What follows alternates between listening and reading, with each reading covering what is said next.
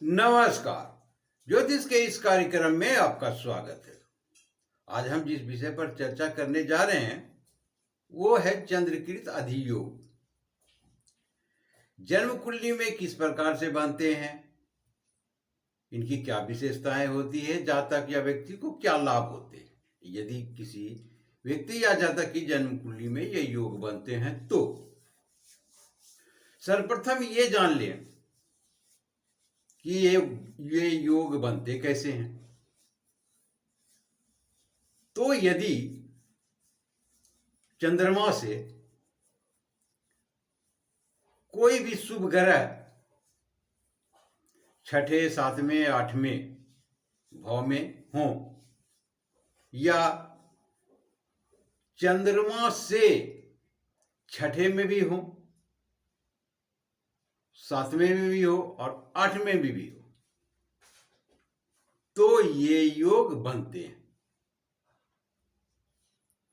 अब हम इस योग में लाभ के विषय में जानकारी देते हैं, विशेषताएं।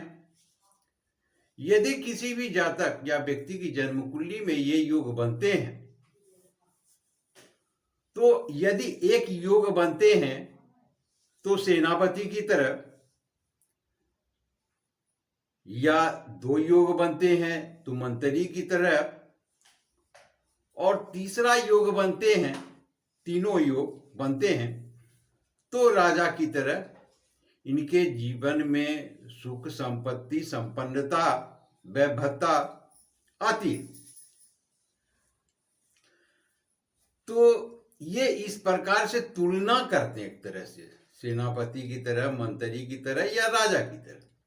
यानी कि जो उस प्रकार की सुख सुविधाएं, धन संपदा होती है वो इस प्रकार के जातक या व्यक्ति को प्राप्त होते हैं जिनके जन्म कुंडली में चंद्रकृत अधियोग होते हैं। तो जन्म कुंडली में भी समझने का प्रयास करते हैं। मैंने कहा चंद्रमा से, चंद्रमा आपके कोई भी जन्म कुंडली हो,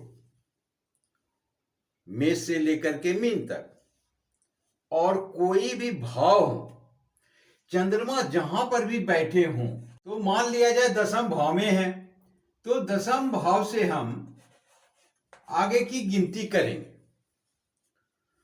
तो दसम भाव को हम एक गिनेंगे, पहला, 2, 3, 4, 5 और 6। यानी कि तीसरे भाव में छठे नंबर आते हैं। तो यहां यदि मान लिया जाए गुरु हो, सातवां भाव आते हैं चौथा भाव, यहां बुध हो, और अष्टम भाव आते हैं पंचम भाव, तो यहां पर हम शुक्र को देते हैं। तो इस प्रकार से तीनों योग बन रहे हैं।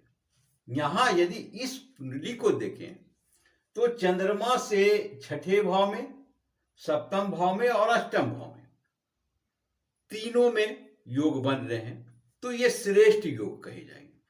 यदि मान लिया जाए कि सिर्फ एक योग बन रहे हैं, यानी कि छठे भाव में ही सिर्फ ग्रह है, शुभ ग्रह हो, तो ये एक ही बनते हैं, यानी कि सेनापति की तरह। दो बनते हैं यदि सप्तम भाव में भी बुध हो तो दो बन गए, और तीसरा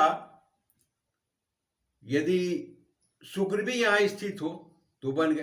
तो ये ग्रह मैंने यूं ही दे दिया, इसे आगे पीछे भी हो सकते हैं, कोई भी शुभ ग्रह हो सकते हैं, इसमें कोई दुमत नहीं है।